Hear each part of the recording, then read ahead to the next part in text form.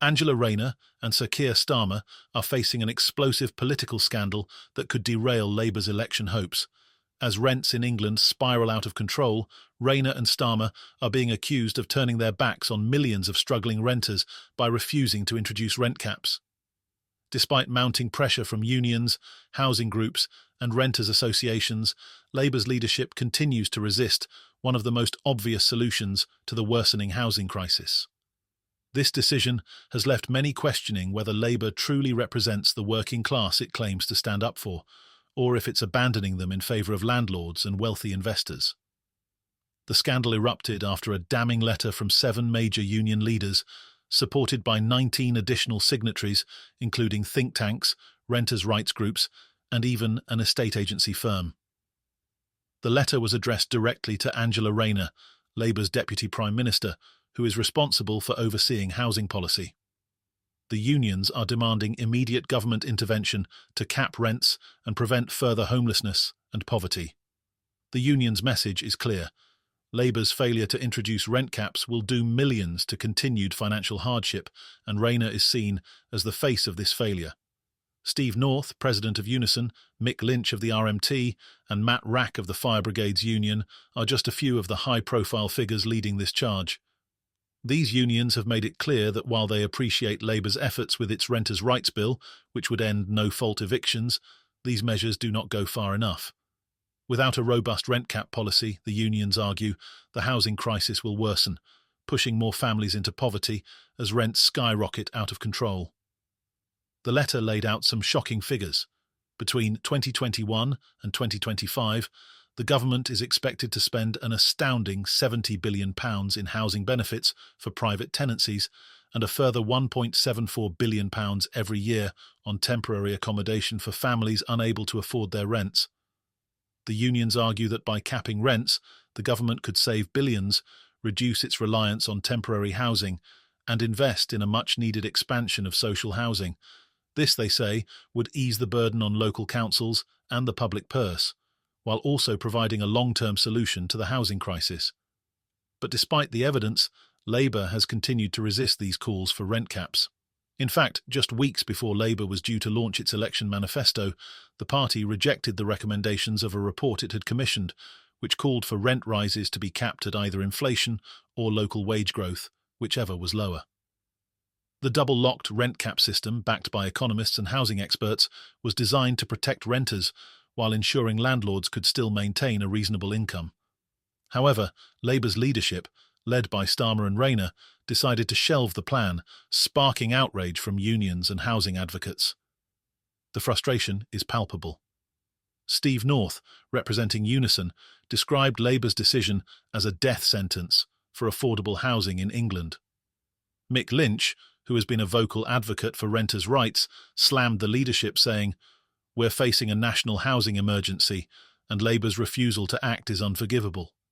Lynch warned that Labour's focus on house building, while necessary in the long term, does nothing to help the millions of renters who are struggling right now.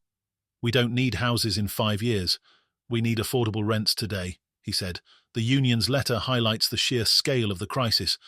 More than 100,000 families are currently living in temporary accommodation, and with rents continuing to rise unchecked, that number is expected to grow.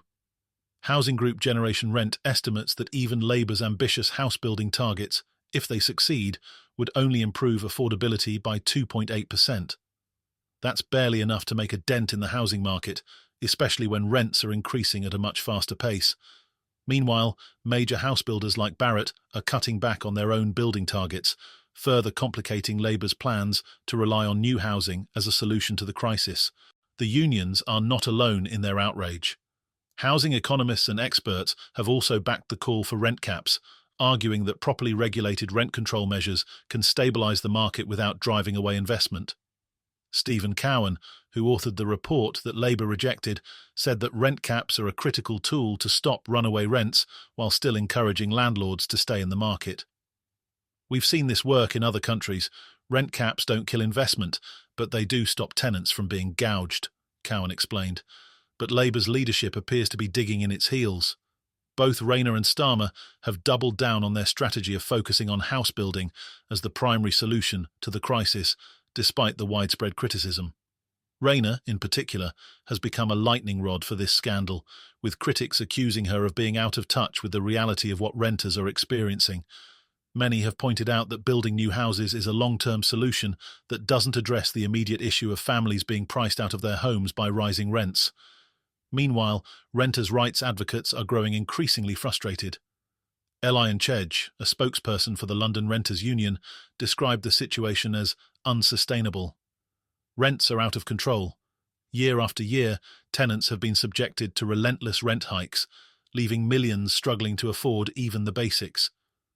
The government must take immediate action to slam the brakes on rising rents so that everyone in this country has a secure place to call home, she said.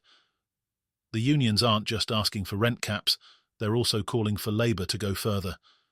They want Labour to devolve housing powers to metro mayors, allowing them to introduce rent caps on a local level where needed. They're also urging the party to expand public housing by giving local councils the ability to buy homes from private landlords and convert them into social housing. These bold measures, the unions argue, are necessary to address the scale and urgency of the crisis. But so far, Labour's leadership has shown no willingness to embrace such radical reforms. Adding fuel to the fire, Labour's credibility has taken another major blow in the business world. DP World, a Dubai-based logistics giant, pulled a planned £1 billion investment in London's Gateway container port, following criticism from Transport Secretary Louise Hay and Angela Rayner over its subsidiary, P&O Ferries. The scandal surrounding P&O Ferries dates back to March 2022, when the company laid off 800 British seafarers and replaced them with cheaper foreign labour. Rayner and Hay condemned the company as a national scandal and urged consumers to boycott P&O Ferries. However, their strong language backfired as DP World's chairman Sultan Ahmed bin Sulayem personally decided to review the £1 billion investment, pulling it from the upcoming Government Investment Summit. This decision has sparked outrage from business leaders who accuse Rayner of sabotaging a crucial investment in British infrastructure. Andrew Griffith, the Shadow Science Secretary, took aim at Rayner, saying, "Angela Rayner may have 2 jobs, but she's costing other people theirs."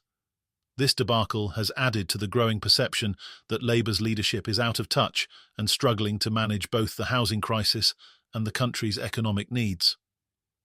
Starmer's attempts to position Labour as a party ready to lead the UK into economic recovery have been overshadowed by these scandals, leaving voters to wonder whether Labour has the competence to handle the biggest issues of the day.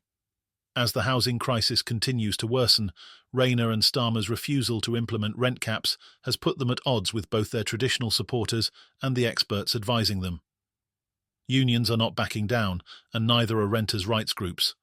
The pressure on Labour to reverse its stance is mounting, and the political damage from this scandal is only just beginning. For millions of renters, the stakes couldn't be higher.